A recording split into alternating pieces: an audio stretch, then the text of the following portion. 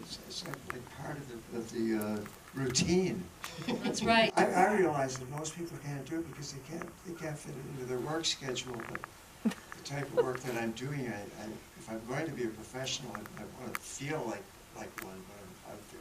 Gord got a little flack, though, from David Suzuki. One thing that we didn't really fit into the film was a lot of the environmental work that Gord did, and he was a very, very early into doing a lot of benefits and so forth, and he worked closely with David Suzuki for a while, but David used to give you a hard time, right, about driving to the gym? Should I say what he really used to say? Yeah. He say, this is the time of saving on fuel.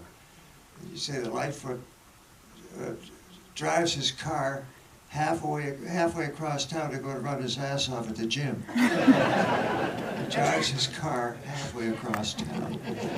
Because I should have been actually running. You know, I actually lived about a good 9-minute run from the gym because it's right downtown. When I go to the gym, I don't go in my living room. I do want to take some questions from the audience. If you want to raise your hand, there's someone near the back. Go ahead and ask a question. You're very protective of your work, obviously, and rightfully so. But the first time that we were exposed as a nation to Canadian Railroad Trilogy, most of us, was when it appeared on a CBC television show. And I'm wondering whether there was behind the scenes any sort of fighting going on between you and the producers, because they broke your song up into dance sequences. And I'm wondering whether that was ever an issue for you when that was first presented to the country.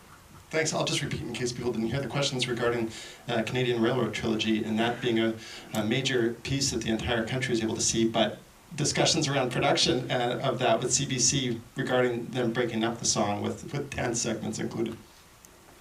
I don't actually recall them breaking up the song.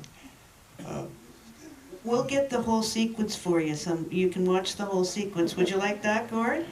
We'll get the whole sequence for you that was broadcast on CBC.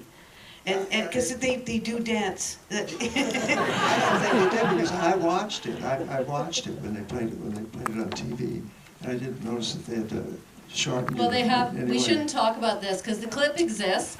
I know the whole thing. Gord and I will talk about it later. It didn't bother him. It was 1967, and he was a pretty young guy, and I think he was doing a pretty good job writing that song. He was commissioned to write that song, so all of you writers out there, just think of the writer's block he could have had, but instead he came up with the Canadian Railroad Trilogy. It is a great question. That song is become timeless. Is that something you thought writing it, that you're celebrating a centennial, but the song has not aged at all? It's extremely, still so moving today as it was in '67. Well, I know that it's taught in schools, and it's good because it's pretty chronologically correct. And there's a children's book I actually read to my kids that was made of it. The kids can learn about the building of the Canadian Railroad at least by studying that tune, that song. So I guess it's good because maybe sometimes people tend to forget about some of the toil that went into it. It was given to me as they said, "Can you do it?" And I did it like in 3 days. Because for some reason... He told me his little kids were around his feet in the room when he wrote the song. It was a big one to work on. I've had tunes I worked on for years before the song. Let's take another question. There's someone here, and then we'll go over to you. Go ahead. The other stuff, that is. Why did you make the choice to put Alec Baldwin in your film? So the question's for the filmmakers about Alec Baldwin and his inclusion in the film. Well, we reached out to a number of people, and Alec Baldwin had done an interview with Gord for his podcast. And when you listen to the podcast, it's very evident that Alec Baldwin is a real fan, and that also he had a lot of warmth and enjoyment of Gord as a character, as a person. So we asked Alec Baldwin. He said yes right away. And Joan and I have had a policy that if we make a film that Alec Baldwin really wants to be in, we're going to let him.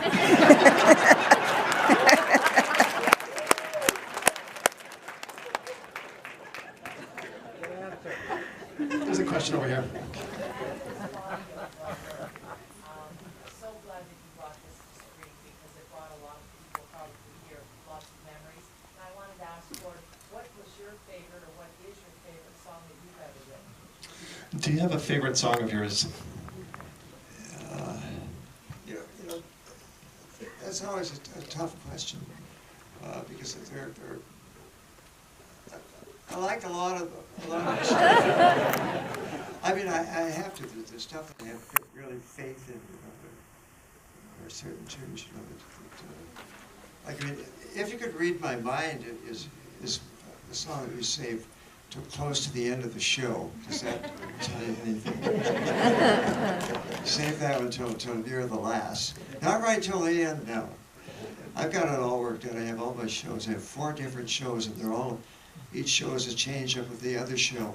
But none of the shows loses any of the standards, of which I believe there are about 14, which I would consider to be standards. And it includes songs like Don Quixote, or Beautiful, or Race Among the Ruins, or the Wreck of the Edmund Fitzgerald, or If You Could Read My Mind, or Early Morning Rain, or but Not for Loving Me, Not for Loving Me. I know they ate up the first 10 minutes of the show. I wrote that one. I felt that I didn't know the meaning of what chauvinism meant until I wrote that one. We've got time for one more question. There's someone standing near the back. Go ahead. Oh, thank you. The film depicts the early training in musicality, but I wonder what, on the lyrical side, when did you realize that you had a voice lyrically as well as in music? Thanks for the question. So the question's regarding musicality, that shows your training in that, but when did you realize your ability in lyric writing? Well, it was just after I learned how to drive. I was in grade 12. I was 17. And, I was in grade 12 and I wrote my first song. It was a topical song, and I borrowed my dad's car and drove down to Toronto for Maria, and I played it for Harold Moon at BMI Canada at his desk, which is the same way I auditioned the Canadian Railroad Trilogy. I sat at the producer's desk and played it for him one day at the didn't do that for us. CBC office. But tell them the title of the tune. It was called the Hula Hoop Song. and it was a fad. It was a big time fad at the time. It really was. I used to do hula hoop contests. That's how far I go back there. That was 1950s, 55.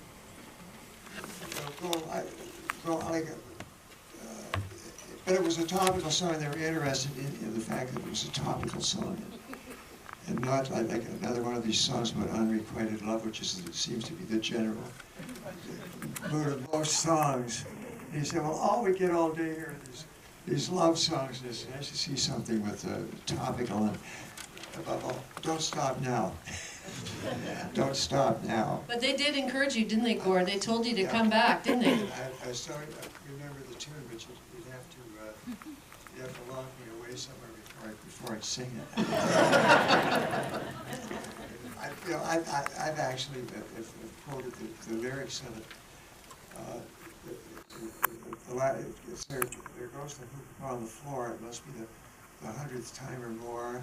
My hips are raw, my back is sore. The hula hoop is killing me. The hula hoop has got me where it wants me. I'm slowly going nuts. I see the kids on the street getting the best of me. I'm really beat. I used to be a hero to my kids, but now I'm nothing but a slob. Because, and when I finished, I was in the weight room. There's one song you should never use in a song. I said, what word's that? I said, don't use the word slob. That was good advice. That was good advice. I was going to say, a little bit of that sounds like an unrequited love song. I'm just a slob, and I'm going to lose my job because I'm hula hooping all the time.